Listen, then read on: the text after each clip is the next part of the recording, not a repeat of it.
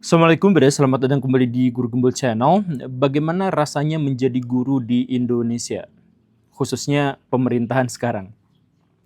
Ya, kalau kita melihatnya dalam kacamata profesi, maka guru adalah profesi yang tidak direkomendasikan menurut saya.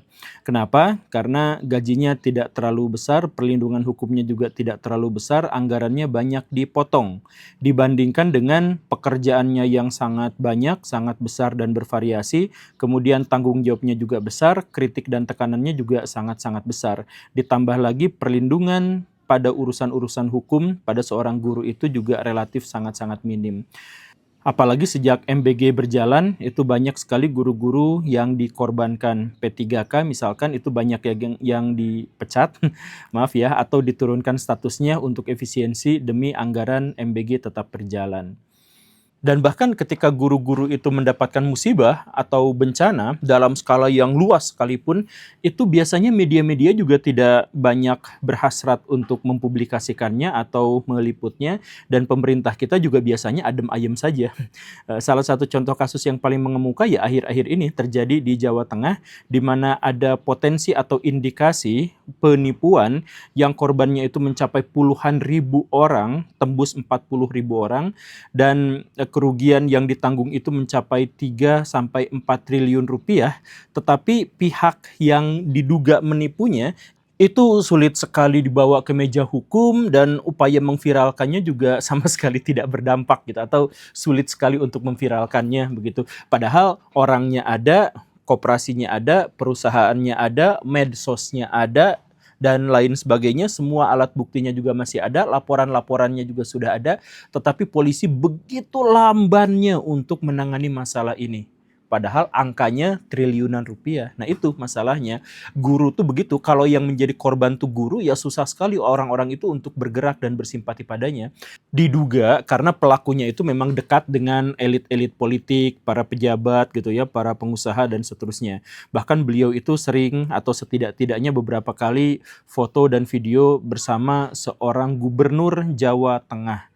Mungkin ini Maya, mungkin gubernur ini juga terlibat dalam upaya melindungi dirinya dari jeratan-jeratan hukum. Saya tidak tahu ya, mungkin aja Pak Gubernurnya juga ditipu gitu. Cuman ya jejak digitalnya nampak sekali gitu. Makanya di episode kali ini saya minta kepada Baraya semua, saya mohon maaf ya, saya untuk kesekian kalinya minta kepada Baraya untuk turut memviralkan kejadian ini.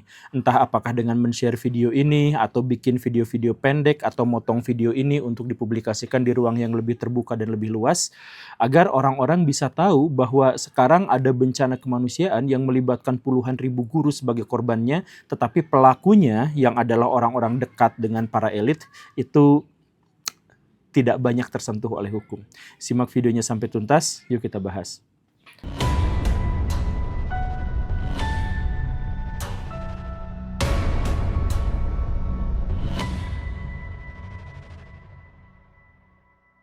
Beberapa kejadian ngenes akan saya sampaikan, di antaranya yang terjadi di Semarang. Ada seorang guru yang sebentar lagi akan pensiun dan seharusnya dia menikmati uang pensiun itu di masa tua. Tetapi apa yang terjadi? Uang yang diinvestasikan itu ternyata tidak bisa diambil, dan alih-alih demikian dia malah terjerat hutang. Maka sekarang dia bukan menikmati masa tuanya dengan uang pensiun, tapi menderita di masa tuanya karena menanggung hutang yang mungkin tidak akan terbayarkan seumur hidupnya.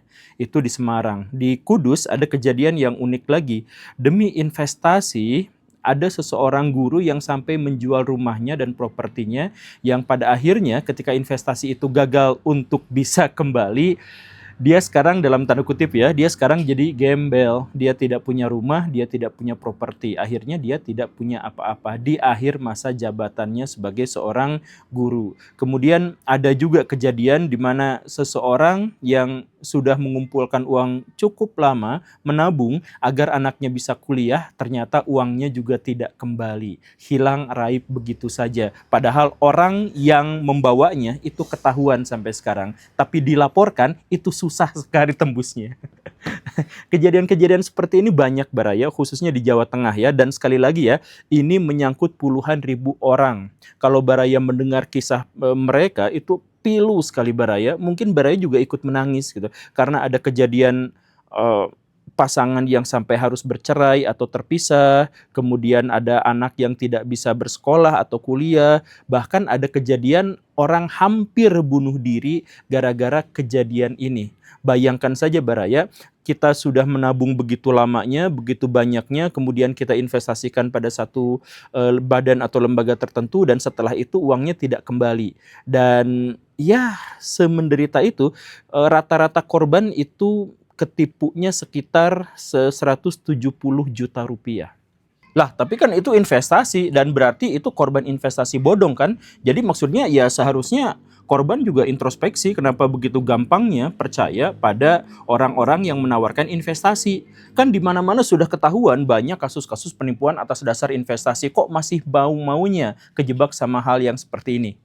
Ada orang yang mengatakan seperti itu, tapi gini Baraya, investasi di sini tuh beda cerita. Ada sedikit perbedaan, yaitu apa? Bahwa orang-orang yang mengkampanyekan, orang-orang yang mempropagandakan, yang mengiklankan dan yang menawarkan itu bukan orang-orang biasa, bukan sales biasa, tetapi ada di antaranya adalah jajaran kepala desa, kemudian tokoh-tokoh ulama dan tokoh-tokoh terkemuka, ahli spiritual, kemudian ada juga orang-orang pejabat tinggi, bahkan ada dari kedinasan, yang kedinasan itu diduga agak maksa guru-guru untuk berinvestasi di sini gitu. Jadi ada juga yang mengatasnamakan bahwa ini tuh adalah program pemerintah gitu. Diduganya seperti itu. Jadi banyak guru yang ya oke, saya gabung ke sini karena apa? Karena yang menawarkannya itu adalah orang-orang dinas gitu. Kemudian bahkan ada seorang guru besar, seorang profesor.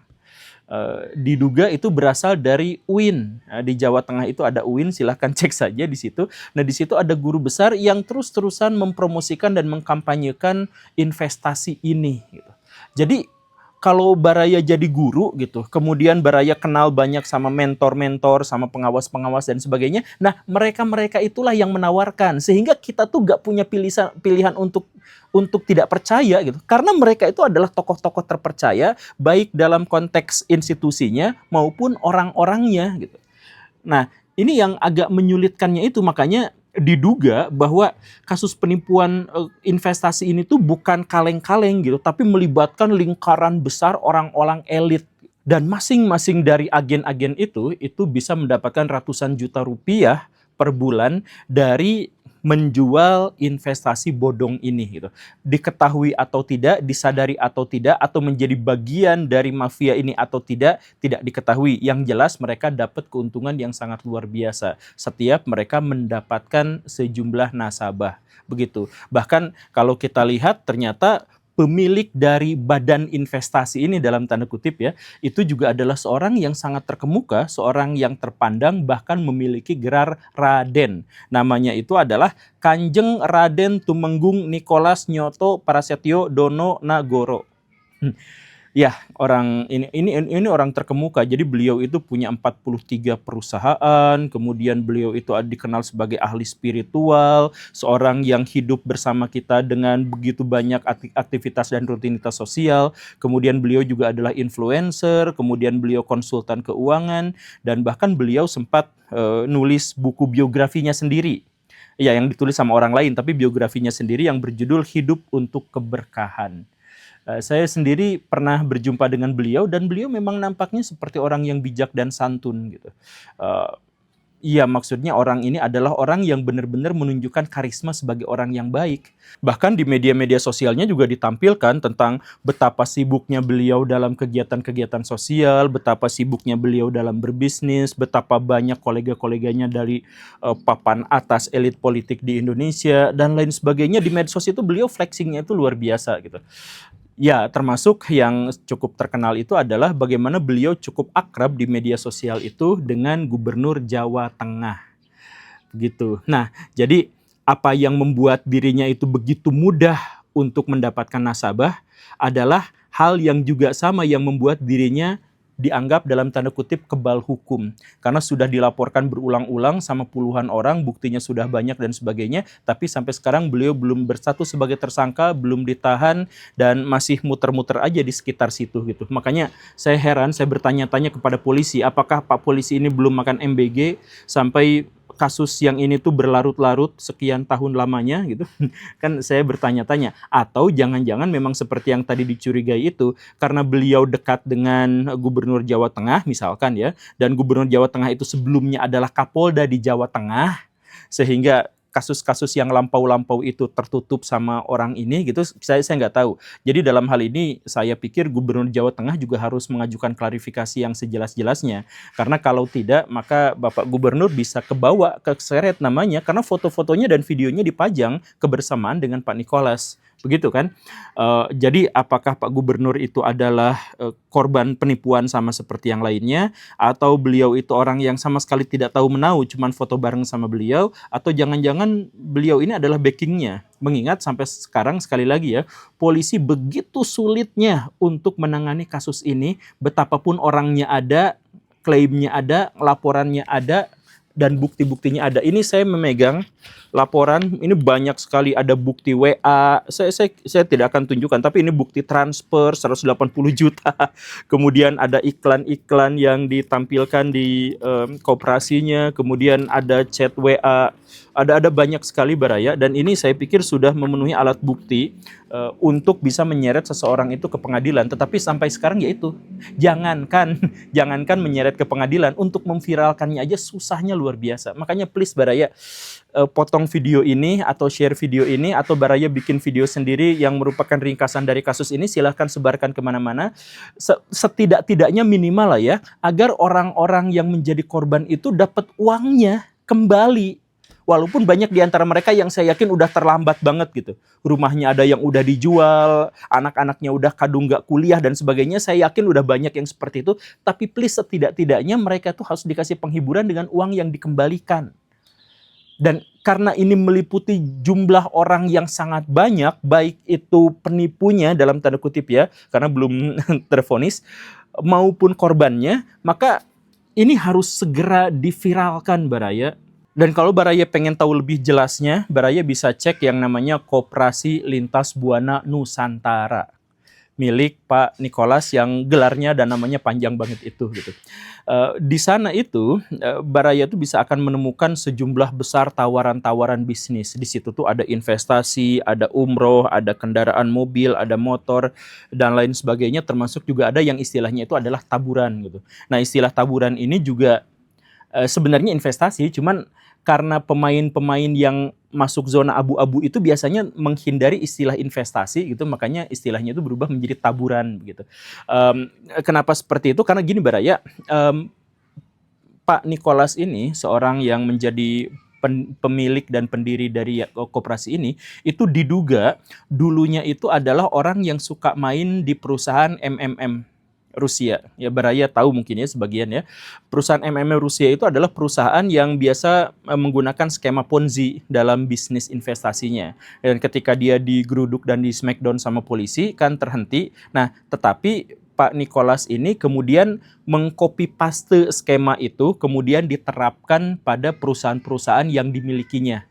Nah, setelah perusahaan dan koperasi yang dimilikinya itu dimasukkan unsur-unsur Ponzi itu, maka dia narik nasabah, kemudian disimpan di satu tempat, nasabah disimpan di satu tempat, kemudian kalau misalkan si nasabahnya itu minta, dia harus cari nasabah yang berikutnya untuk menutup. Begitulah kurang lebihnya, skemanya itu kurang lebihnya adalah seperti itu.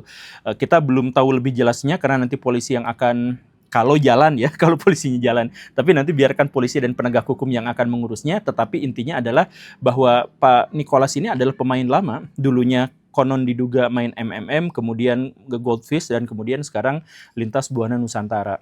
Dan anehnya koperasi ini walaupun izinnya nggak lengkap, walaupun OJK-nya juga tidak memantau dan sebagainya, ya itu lagi-lagi mungkin diduga karena ada orang dalam, maka dia bisa beroperasi begitu lamanya. Bahkan ketika mulai bermunculan kasus-kasus, ya beliau juga masih tetap berjalan dengan kooperasinya itu, begitu. Ya beginilah masalah hukum di Indonesia. Makanya ya kemarin saya berbincang dengan beberapa orang, ada di antaranya perwakilan guru dan sebagainya. Ayo kita viralkan agar polisi punya motif untuk bisa menindaklanjuti secepatnya masalah ini. Karena apa? Sekali lagi, angkanya itu triliunan rupiah dan korbannya puluhan ribu manusia yang dirugikan, dinangiskan, disedihkan, dipilukan karena aktivitas orang yang sangat kaya raya ini. Dan catatan tambahan, 43 perusahaan yang dimaksud tadi juga sebenarnya adalah perusahaan yang bodong atau perusahaan yang fiktif atau perusahaan yang memang ada tetapi pemiliknya bukan dia tetapi diklaim. Ini juga adalah bagian dari upaya flexing agar orang-orang begitu mudah tertarik pada perusahaan-perusahaan dan lahan bisnis yang dimiliki oleh Pak Nicholas. Please Baraya untuk segera men-share video ini atau bikin video pendek terkait dengan masalah ini. Terima kasih karena sudah menyimak. Saya Guru Gembul, pamit atas nama guru-guru di Indonesia dan para pensiunan yang rugi. Terima kasih. Assalamualaikum warahmatullahi wabarakatuh.